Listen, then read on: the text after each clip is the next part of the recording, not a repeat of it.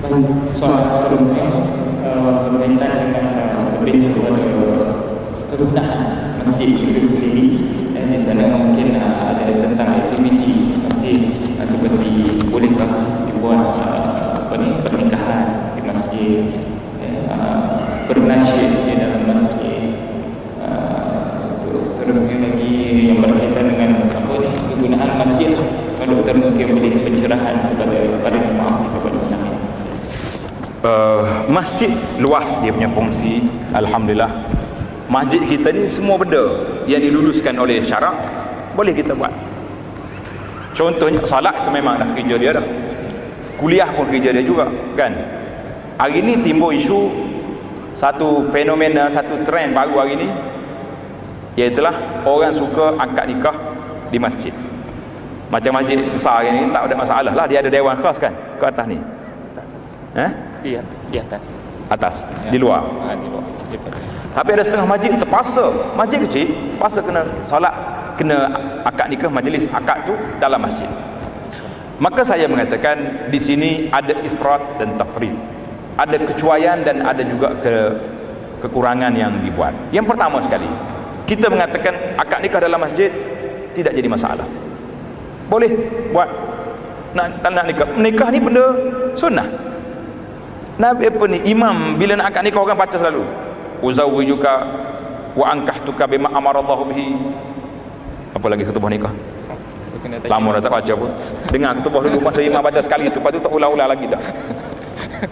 Jadi imam pun bila juru nikah bila baca khutbah, aku nikah engkau ni dengan sunnah Allah, dengan arahan. Itu kenapa kita kata tak boleh akad nikah dalam masjid? Tetapi yang tak bolehkan itu bukan akad nikah, orang yang nak mari menikah tu jadi masalah. Saya perhati 200 orang datang. Satu kali saya ada ceramah di masjid, ramai di luar masjid, penuh dia tunggu. Imam bagi tahu, dia kata yang datang tu nak akad nikah tapi tak masuk masjid salat isya, dia tunggu kat luar. Saya kata boleh jadi mereka tu tak solat kot. Dia kata tak solat apa, orang lelaki mana ada uzur. Ini kalau yang perempuan kita bersangka baik, husnuzan. Maka kita mengatakan dawabit syar'i, syarat-syarat menurut syarak mesti patuh syariah. Kalau boleh pihak masjid kita di masjid mana-mana pun tulis kertas, awak nak akan nikah masjid, ya syarat peraturan yang pertama tulis pakaian tutup aurat betul-betul. Yang kedua, mengikut majoriti ulama mengatakan wanita yang haid tak boleh masuk dalam masjid untuk duduk. Kita hormat, ada pandangan khilaf tu ada. Tapi kalau setakat nak mari posing dalam masjid, awak tunggu kat luar pun boleh. Dah. Yang ketiga, jangan buat benda-benda yang tak senonoh. Buat syarat-syarat baru ada. Dan masuk masjid mesti tahiyatul masjid. Kita duk perhatikan berpuluh orang masuk masjid, semuanya pakat mari 1000 duduk situ, seorang pun tak salat tahiyatul masjid. Lah. Ini tidak menghormati masjid. Masjid dihormati. Innama ya'muru masajidallah. Kata Allah SWT dalam Quran, wa may yu'azzim sya'airallah fa innaha min taqwal qulub. Orang yang membesarkan syiar agama Allah, masjid ni syiar. Nabi kata jangan duduk sehingga kamu salat. Seorang sahabat masuk terus duduk. Nabi tengah khutbah, Nabi kata Nabi suruh bangun salat, lepas tu baru duduk. Ini menunjukkan bahawa betapa besarnya penghormatan masjid itu kita tidak buat. Jadi kemudian nak bernasyid dalam masjid, saya tengok kalau tak ada dewan lain lah untuk kita bernasyid. Ada juga orang kata kenapa tak boleh, itu Habasyah tu main pedang dalam masjid. Cuba cek kat dulu hadis tu, Habasyah tu main berapa kali dalam masjid. Air raya sekali tu je dia buat je. Kalau kita nak buat program tiap-tiap hari di tengah-tengah masjid ni, dan ada larangan daripada raf'ul aswat, sehingga Nabi menamakan di antara tanda-tanda kiamat akhir zaman dalam kitab Nihayatul Alam, raf'ul aswat fil masajid, mengangkat suara bising-bising dalam masjid. Lah. Dia kata ustaz ceramah bising juga tu. Mana bising, saya seorang je cakap. Tak boleh nak kiyah macam tu. Khatib tu kuat juga, dia seorang ke dia 10 orang bising sana bising lah. Ini alat saja teknologi untuk kita cakap. Saya cakap biasa, saya tak bertempik cakap pun, tapi suara ni yang menguatkan dia dah. Bising dalam masjid lah. Jadi kita mengatakan Sayyidina Umar radhiyallahu anhu dalam satu cerita, dia telah, orang tanya dia tentang masjid. Umar telah bina satu tempat di Bathha, mana di tepi masjid dia bina satu dewan. Umar kata, man kana yuridu an yalghat, siapa dia nak bising-bising, nak bual-bual, nak yunshid syi'ran, nak bersyair, au yarfa falyakhruj ila hadzal makan. Umar kata, pergi ke dewan yang aku buat sebelah masjid. Jadi Sayyidina Umar tidak membenarkan. Jadi kita tak mengatakan mutlak tak boleh langsung, boleh. Mau nak belagu Quran, kadang sekali-sekali budak-budak atfal nak bernasyid, tapi jangan jadi budaya bernasyid mesti di masjid lah. Annal masajid dalam tubna li hadza, masjid bukan dibina untuk ini dan bukan dibina untuk perkara-perkara yang seperti itu. Jadi itulah di antaranya. Wallahu a'lam. Satu lagi doktor, berkaitan dengan pelancong yang datang, batasan sebagainya, dari segi pelancong luar yang mungkin datang untuk melihat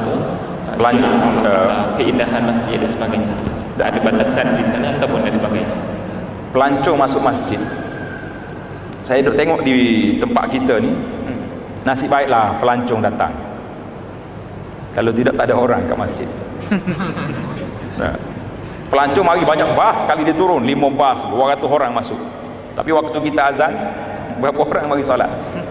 Itulah, ingat satu cerita, seorang Bilal, dia fras ke ahli Jumaah dia. Dengar ada cerita Tok Bilal fras. Jangan Bilal Masjid Putrajaya buat susah kita. Dia azan, tak ada orang datang. Besok pukul 10 pagi dia azan. Bila dia azan pukul 10 pagi, penuh orang mari tengok apa masalah. Orang tanya, apa awak ni? Bengong ke gila? Dia kata, mu gila. Waktu aku azan masuk waktu, mu tak mari. Bila aku azan tak masuk waktu, mu mari. Siapa gila? Sedap ke dia tu tak?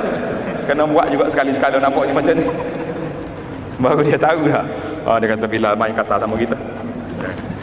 Jadi kita kena, jadi pelancong hari ni itu gurau lah. Tidak menjadi masalah. Yang tak boleh masuknya, innamal musyrikuna najasun fala yaqrabul masjidil haram ba'da amihim. Yang larangan masuk masjid haram itu khas untuk masjid haram. Karena itulah kita tengok kalau pergi Mekah, nak masuk tanah haram je, dia tulis non muslim no entry. Dia bagi jalan lain untuk orang bukan Islam. Tapi dalam masjid kita ni tidak jadi masalah. Orang kafir nak mari, tapi biarlah dia nak masuk untuk apa? Kalau dia nak mari dengan ceramah, biar dia masuk masjid. Tapi kalau dia mari sekadar nak ambil gambar je, kita bagilah masuk ke tepi-tepi Kawasan tertentu, kawasan-kawasan yang sudah ada ni cukup lah. Daripada dia duduk mari pun tak ada kerja juga, dia tak salat tahiyatul masjid juga kalau masuk pun. Jadi sama juga dengan kita tak salat tahiyatul masjid. Maka kita mengatakan kita tidak melarang terus pelancong itu masuk. Kita ni kadang-kadang rasa Islam tu macam hak tok nenek kita je. Orang bukan Islam baca Quran, kita marah. Orang bukan Islam mari masjid, kita marah. Yang kita sendiri tak pergi masjid, tak apa. Itu jadi masalah. Dakwah Islam ni macam mana nak sampai kepada mereka kalau tak mari? Cuma masjid-masjid yang menjadi tumpuan pelancong, mesti ada pegawai khas yang akan beri kepada mereka risalah-risalah, pamflet tentang Islam, pengenalan tentang Islam, dan juga penjelasan pada dia. Bila dia mari, paling tidak pun kita beri 5 minit. Awak duduk sini 5 minit, ceramah dulu. Apa dia Islam, apa fungsi masjid dalam Islam, dan apa keindahan Islam. 10 minit, 15 minit, menarik. Sahabat saya, kalau tuan-tuan pergi Kota Baru, dekat dengan Masjid Muhammadi ada satu pusat, nama dia International Islamic International Information, dekat dengan Masjid Muhammadi. Seorang nama dia Muhammad Michael, orang Ghana masuk Islam. Setiap hari hari Rabu ke apa, dia ada jadual khas. Dia akan bawa pelancong-pelancong pergi Masjid Muhammadi khas, tapi dibawa dengan guide, dengan panduan. Tidak kata pergi sekadar ambil gambar ada. Tujuan dia masuk masjid, dia suruh jumpa dengan imam, tanya tentang Islam, tanya tentang perjalanan agama, dia syarah pula. Alhamdulillah, dia kata hampir setiap bulan, kadang-kadang setiap minggu ada je orang masuk Islam. Kita kena jinakkan mereka dengan Islam. Kalau boleh dia mari tu, awak duduk dulu, sementara kita bagi air mineral ni, botol-botol kecil kat dia. Tujuannya awak minum air, saya nak ceramah. Kalau kita bagi minum air, duduk sengih saja, tak sedap juga, tak selesa juga. Jadi kalau kita tengok nampak ramai lagi duduk minum air tu, saya ceramah lagi sebab belum habis lagi minum air. Lepas ni baru kita ziarah masjid. Ini dia punya teknik dakwah kepada non muslim, pelbagai kita kena masuk. Allahu akbar. Jadi tawabit orang-orang bukan Islam masuk masjid ni biarlah ada tertentu. Janganlah bila tengok orang bukan Islam masuk masjid kita dah bising. Macam mana dakwah ni nak sampai kepada mereka? Wallahu a'lam.